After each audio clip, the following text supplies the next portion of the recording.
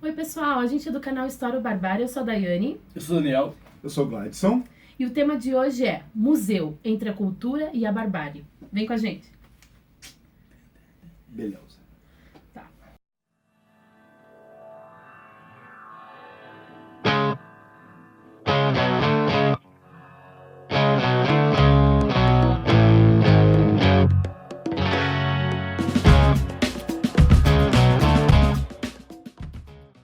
Bom, antes de começar o nosso vídeo, vocês já sabem, né? O que tem que fazer? Curtir o canal.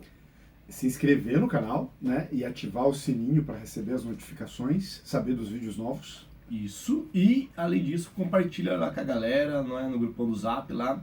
Manda pra todo mundo, Twitter, Facebook, Instagram e sei lá mais aonde que você pode compartilhar. Compartilha com todo mundo. Marca o arroba todo mundo. Viu? Isso aí. Bom, o tema de hoje, então, como a gente falou lá no início, né? A gente vai trabalhar com museu, né? E qual que é a perspectiva que a gente quer dar? Inventamos esse título aí, ó. Gostei desse título, né, meninos? Ficou Nossa, bom. título Sonoro. ótimo. A gente é bem humilde, né? A gente inventa título, nome título, né? Mas então, entre a cultura e a barbárie. Então a gente vai traçar um histórico do museu, mas enfocando esses dois usos, né? esses dois usos. Isso. Enfim, primeiro acho importante dizer, né, que museu é algo muito importante, extremamente relevante, né? E é algo que a gente tem que lutar muito, porque cada vez tem assim, mais museus, né? Que a gente preserve os museus. Né? Sempre bom lembrar o que aconteceu com o nosso Museu Nacional, né? Que é a tragédia que acometeu o museu. E lembrar disso, né? Que museu é algo extremamente relevante para uma sociedade, né? E tendo em vista como somos professores, né? O museu é uma importantíssima ferramenta para a didática, para o ensino. E não só de história, né? Às vezes a gente fala de museu e a gente pensa que é só museu de história, mas a gente tem museu de arte, a gente tem museu de ciências. Tecnologia. Isso, né? ele é importante, tem o museu da língua portuguesa. Exato. A gente é uma ferramenta importante para o ensino em geral, assim. Sim, né? para a cultura, Exato. né? Para o conhecimento. Então é fundamental. E aí, vamos começar então traçando esse histórico, né? Sim. Acho que a primeira coisa a se dizer é que esse conceito de museu, do qual a gente imagina, né? Quando se vem, né, que fala museu, a gente imagina aquele lugar, aquela instituição, né? Que você entra e visita as coisas expostas. Prédio grandioso. Porém, isso é uma coisa que é mais recente, digamos assim. A gente já vai falar sobre isso, né? Que é mais final do século XVIII ali. Porém, desde o início dos primeiros povos, né, desde a antiguidade, você já tinha o costume de colecionar, né? Então, essa coisa de você escolher um objeto e colecionar, especialmente colecionadores privados, né? Isso é uma coisa que sempre existiu. Sim. Né? A palavra museu é do grego, né? Então ela remete já a uma idade antiga, né? Mas a palavra museu tem a ver com um local de estudo, né? Um local de discussão, debate. Porque é da casa das musas, né? Que Sim. seria as filhas de Zeus que têm as qualidades dos deuses, dos humanos, né? Da pintura, da música. Cada musa teria uma função. Então esse museu seria isso, guardar coisas importantes, né, das competências humanas. É um local do conhecimento. E essa coisa de colecionar, eu acho que vale lembrar que durante o Renascimento e as grandes navegações, isso deu um boom, assim, né? Foi uma época, e inclusive a partir das grandes navegações se levava muita coisa aqui das Américas, né? Que eles achavam curioso. Curiosidade. Coisas assim que muitos animais e, enfim, tudo que eles achavam Objetos. inusitado, né? Assim, diferente, eles levavam para expor na Europa, né? Então, lembrando que essas exposições, a princípio, elas eram privadas, né? eles chamavam de galerias de curiosidade, Isso, né? Que normalmente era nobreza, Isso, né? que era um sinônimo de status, inclusive, Claro. né? Aí já tem uma denotação de poder já, né? Já. Tipo, a nobreza, ou até, enfim, grandes comerciantes, burgueses, né? Que vão ter em suas casas, seus palácios, essas curiosidades dos outros mundos, né? América, Oriente. África. Então, isso, vai começar a se guardar essas coisas em casa, né? Só que elas eram restritas, né? Elas não eram para o público geral, né? E aí já é uma característica, né? Então esse primórdio do museu, ele já nasce das elites, né? Sim, claro. E para as elites. Então já é uma característica interessante Sim. da gente notar, né? No século XVIII, principalmente com o impacto da Revolução Francesa, a gente começa a ter um outro uso, né? Porque você tem, a partir do iluminismo também, né? Essa ideia de educar a população. O museu é é visto como um meio importante para se chegar a esse objetivo de educar o povo. Então, todas essas coleções começam a ser organizadas de uma maneira que elas possam ensinar alguma coisa para a população. Né? Então, na formação das nações, né? Então esse nacionalismo que começa a surgir, né, se formar nesse período, então ele vai começar a ser exposto dentro desses museus. Esse nacionalismo vai ganhar uma visão, uma estética própria dentro desses museus. De você também trazer uma antiguidade, né? Porque o nacionalismo é algo inventado, o nacionalismo não é algo natural. Então, o museu vai buscar dar uma legitimidade, dizer que, não, a gente está dentro desse território há muito tempo, então cria-se uma narrativa dentro desse museu. Né? E é legal lembrar que os primeiros, né, assim, grandes museus é o Museu Britânico, né, lá no meados do século XVIII, e aí o próximo grande museu a ser criado vai ser o Louvre, né, durante a Revolução Francesa. E tem justamente essa lógica, né, de você criar esse novo cidadão, a qual falamos, né, no vídeo passado, né? E aí você vai criar lá o Louvre para mostrar, né, olha, aqui tem a história da França e tal. Então, assim, é bem no sentido de educar mesmo. Né? Só que, a princípio, eles tinham a ver só com a nação em si, né?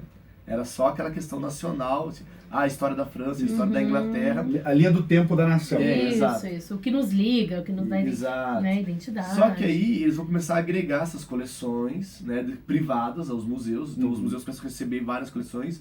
E aí começam a se criar museus de história natural, né, que envolve não só a história, né, da sociedade, mas também, enfim, animais, né, e aí objetos de outros povos.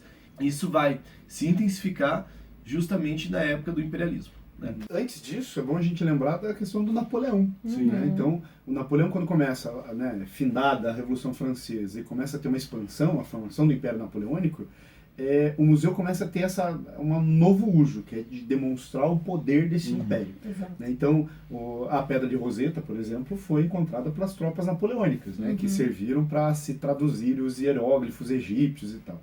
Então você tem um trabalho, toda uma demanda de... Você tem certeza disso? Sim. Não foi depois? Não, foi os soldados do Napoleão. Tem certeza? Tem. Enfim. Tá. Não, mas tenho certeza. Só porque vocês falaram que eu fiquei na dúvida, mas Beleza, vai. De novo, pare de atrapalhar o menino, vai. Tá. Então, antes disso, é bom a gente lembrar do Napoleão. Né? Findada a Revolução Francesa, né, a expansão, né, a formação desse Império Napoleônico. Então, o domínio de toda a Europa chega... Né, menos a Inglaterra. Exatamente. Mas chega-se ao Egito. Né? Então, né, essa cultura grandiosa, e daí tem esse poder do Império. Então, o museu começa a servir como uma propaganda desse poderio imperialista. Né? Então, eu trazer exemplos, né, trazer esculturas egípcias, demonstrar isso aqui faz parte do nosso império e tal. Você agregar, né, criar uma unidade com o império. Não é só a França, né? E é uma conquista, né? Então isso não é natural. Então esses museus criam uma ligação entre as diferentes partes desse império para mostrar que é uma coisa toda. Né? E é importante porque muitos da egiptologia começa a surgir aí. Sim. A questão, né, as tropas napoleônicas encontram a Pedra de Roseta, que ajuda a traduzir os hieróglifos, né? Então é importante também nesse sentido, né? Não que fosse propósito que o Napoleão quisesse fazer isso, mas ocorre. Então ele vai servir como propaganda, né? E aí começa a virar uma chave que todos os imperialismos vão se ancorar na museologia para fazer propaganda. Isso. Eu acho que aí entra a parte central do vídeo, né? Que é justamente essa ideia de que grande parte, né, desses museus que estão aí, os grandes museus, o British Museum, né, o Louvre, né, o Metropolitan nos Estados Unidos, né, você pega os museus na Alemanha. Museu em Berlim. Né? Isso, você pega, né, os museus, enfim, em São Petersburgo, na Rússia, que é um grande museu. Você pega uma quantidade enorme desses museus e eles estão entochados, posso falar entochados? Pode. De objetos que são de vários lugares do mundo. E a questão é como que eles foram parar lá, né? E por que eles foram parar lá. E essa é a grande questão que está por trás da barbárie que os museus representam. Né? Eu acho bem interessante isso. Toda vez que, né, a gente vai num grande museu desse, É bem isso, você fica pensando, cara, o museu conta a história da barbárie, né? Porque é isso, se você imaginar como é que aquelas peças foram parar ali, é você imaginar todo esse passado de dominação, de esfoliação, de violência, né? Que esses países europeus perpetraram nesses países, né, que foram dominados, cujas peças agora estão naquele museu, né? Então, que não tem nada a ver com aquele lugar. É. Né? Você pega... Mas eu acho que ele simboliza o poder mesmo. Exato. É pra então, isso. por isso que é uma história de barbárie, né? Sim, porque sim, ele sim. representa isso. É inevitável você pensar Grande nisso. parte, né, dessas obras que estão nesse museu são obras de saques, né? Feitas durante o imperialismo, né? Século XVIII, XIX. Especialmente. Né? Que vai até o século XX, Sim, né? até o século Até XX. o início da Primeira Guerra. E essa demonstração de poder, porque assim, dentro do Império eu poderia criar esses museus no local dominado. Sim. Mas é muito mais emblemático eu retirar essas peças e levar para minha nação originária. Porque aí entra uma outra questão muito importante do século XIX, que tem a ver com o darwinismo social, né? E tem a ver com essa ideia da ciência, né? Do cientificismo nascendo, né? Então assim, eu tenho que estudar isso, né? Eu vou estudar, vou entender que objetos são esses e tal. Então por isso que a antropologia ela é muito importante, a etnologia é muito importante na construção dos museus. Então eu vou levar a arqueologia, que também data desse período, exatamente, né? Totalmente, a arqueologia está totalmente ligada com o imperialismo, totalmente. Né? E aí eles vão ser levados para os lugares para serem estudados e serem catalogados, claro, sempre de acordo com a visão europeia. Claro. Né? E dentro desse museu vai se criar uma certa lógica de explicação, né? Que é uma lógica altamente imperialista. Porque é uma lógica evolucionista. Né? E a exposição né, a linguagem museográfica que vai ser usado é de você fazer um comparativo. Então você vai ter corredores mostrando povos dominados, como eles são atrasados. Isso. A gente, como a gente é superior. Exatamente. Então a estrutura, a disposição das peças é para passar essa mensagem para quem for ver. Né? Então olha como a gente está certo. Exato. A gente está do lado certo da história. A gente sabe que não, eles passavam essa ideia. Bom, e nesse mesmo momento, né, quando você falou da arqueologia, é sempre bom lembrar, eles vão usar o poder deles, né, nos lugares dominados para encontrar e reconstruir grandes monumentos dos povos. Né? Então, por exemplo, na Ásia vai ser vários templos que estavam, né, meio que abandonados, vão ser reencontrados, e é esses europeus que vão reconstruir esses templos, né, vão limpar e tal, e vão também criar um museu a céu aberto, dominado por esses povos, né, ou seja, pelos europeus, para mostrar, olha, isso faz parte do nosso império. Né? Então a gente vai usar esses monumentos que não estão dentro do museu, mas como também na mesma lógica, né, de mostrar essa questão que envolve, né, como a gente dominou esses lugares né, agora fazem parte do nosso império e eram grandiosos. E aí tem até uma questão interessante que a gente pode fazer um vídeo de como que alguns países europeus, eles vão, e algumas vezes, falam assim, olha, esses povos antigos que construíram grandes monumentos, eles eram como nós. Né? Eles eram arianos, né? Eles eram brancos. Né? E eles decaíram, né? Viraram agora inferiores. Degeneraram. Né? Só que a gente tem que guardar isso porque isso faz parte da nossa história. Né? A nossa história está ligada a isso. Como se fosse amarrar a história das civilizações do planeta todo, criando uma linha de progresso que vai culminar na Europa. Exato. Né? Que não faz sentido nenhum. Mas a ideia é essa. Não, mas eles realmente... A ideia é tipo assim, o povo da Índia, antigo, atual não, mas o antigo era muito bom. O povo egípcio é foda, mas o antigo. Esses povos antigos vão culminar no que hoje é a Europa. Né? Então, eles criam uma linha teleológica ali que concatena todo mundo para dizer, olha, a gente é o resultado do processo de evolução da raça humana. Exatamente. A gente é o ápice da humanidade. É isso mesmo. E eles conseguem, eles tentam, né, fazer essas ligações históricas, né, desses grandes monumentos. E o museu é importantíssimo para isso. Porque a gente tem que lembrar também que o museu, ele sempre é um processo de seleção. Assim como na história a gente tem esse debate, na museologia também. Sim. Ao você escolher uma peça para colocar, você está escolhendo não colocar outras. Exato. Então existe todo um discurso que permeia a seleção e até a estrutura de colocar. Você põe uma obra em destaque, você está dando a entender que aquilo é mais importante do que as outras. Então existe toda uma discussão, e esse debate é bem ferrenho dentro da museologia atualmente, que é de como fazer essa exposição da maneira mais, né, plural, democrática possível, porque nessa época que a gente está analisando aqui, isso passava longe. Sim, com certeza.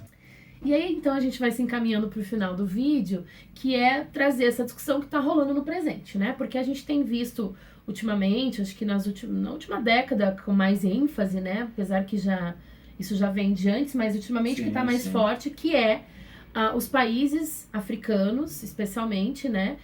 Ou países que tiveram suas obras saqueadas, roubadas, né? Por os países europeus, pedindo a devolução dessas obras, né? Dizendo, olha, isso é nosso, devolva-nos. Né? E é legal o debate que rola disso, né? Porque você tem os dois lados e você tem... e agora, né? O que fazer? Então... porque muita gente considera que devolver essas obras, né, a alguns países vai tornar... como dizer assim... Como é que eles vão cuidar disso? Né? Porque aí, tipo, porque na Europa os museus são tudo bem preparados, né? Então você tem lá todo um cuidado especial e tal. Mas se a gente devolver para eles, vai ficar mal cuidado. Isso é um discurso. Que é um discurso bem preconceituoso. Não quer dizer que ninguém vai cuidar direito. É um discurso extremamente imperialista também, né? Eurocêntrico. Exato. Tipo, como, não, eles não vão saber cuidar. Eles não têm competência, a gente não confia neles. Que é um pouco da origem dessas peças. Elas foram tiradas do local de origem com o mesmo discurso. Né? Então também, enfim... Isso é grandioso demais para ficar na mão de você e vai levar para casa. Esse é um ponto, né? Um outro ponto que se discute é assim, olha, mas nesses museus que eles estão, nesses grandes museus do mundo, eles chegam a mais pessoas. Então, mais pessoas podem ver e visitar essas obras, né? E aí também tem um outro contraponto, porque, mas esse museu, vamos supor lá, vamos pegar a Pedra da Roseta, né? Se voltar para o Egito, cara, é dali a história dessa civilização, desse povo, né? Então, é discutível isso, um número maior de pessoas, mas quem tem acesso de visitar isso, né? E ali, por exemplo, se voltasse para o Egito, você ia ter uma possibilidade da população ter acesso.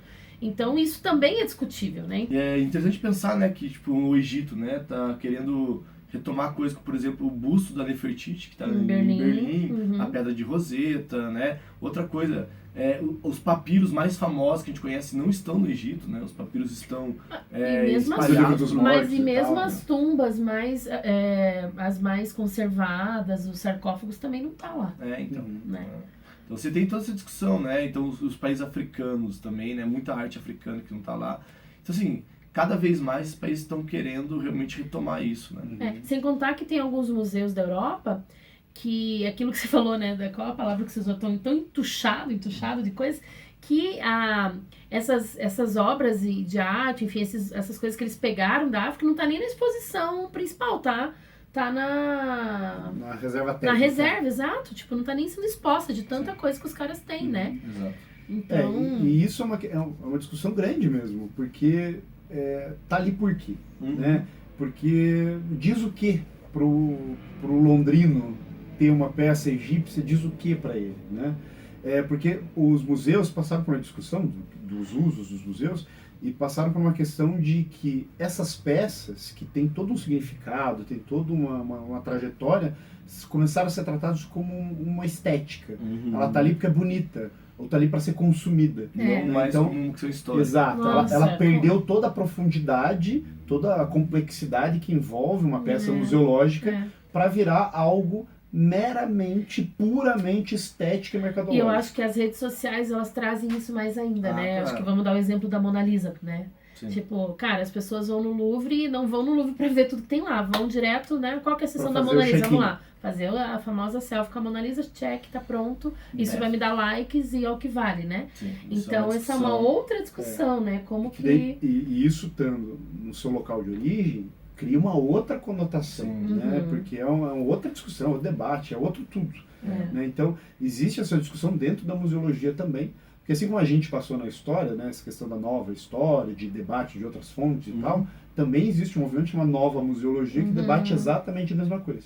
Né? Então, eles também estão passando por essa... Estão repensando os museus isso, as estratégias, as ferramentas, os discursos, narrativos e tal. Bom, e só para dizer que o que a gente falou aqui, né, é baseado em alguns estudos, tá? Então a gente vai deixar linkado aqui embaixo né, os vários artigos que a gente usou, né, os textos que a gente leu, pra gente fazer essa conversa de hoje. E, né, responda pra nós aí, o que você acha dessa discussão? Você acha que, de fato, as peças devem ser devolvidas aos seus países de origem, que se não... Enfim, escreve aí, a gente quer ouvir a opinião de vocês. Esperamos que a sua próxima visita ao museu seja... Com já outro com olhar, com outro isso olhar. mesmo, essa é a nossa intenção, de cutucar pra você ir no próximo, você fala, puta, nunca pensei nisso, Próximo né? museu que você pisar, você pensa, essa peça tá aqui, mas e as que não estão? Exato, ou por quê, né? E por que Enfim, que ela tá ali, né? E se exatamente você tá isso. vendo esse vídeo e se não foi ao museu, vá ao museu, que o museu Exatamente. é legal. No Brasil tem muitos museus bons, É. poderiam ser muito melhores, mas os que tem, vamos aproveitar e vamos... Vamos visitar os museus antes que peguem fogo. Fica a dica. Triste. E é isso, gente. Museu é um lugar de conhecimento, é um lugar que a gente tem que ter criticidade, né? Ter esse olhar complexo. E acho que foi essa a ideia do vídeo, de trazer isso pra vocês. E até o próximo vídeo. Tchau! Tchau, tchau. Tchau.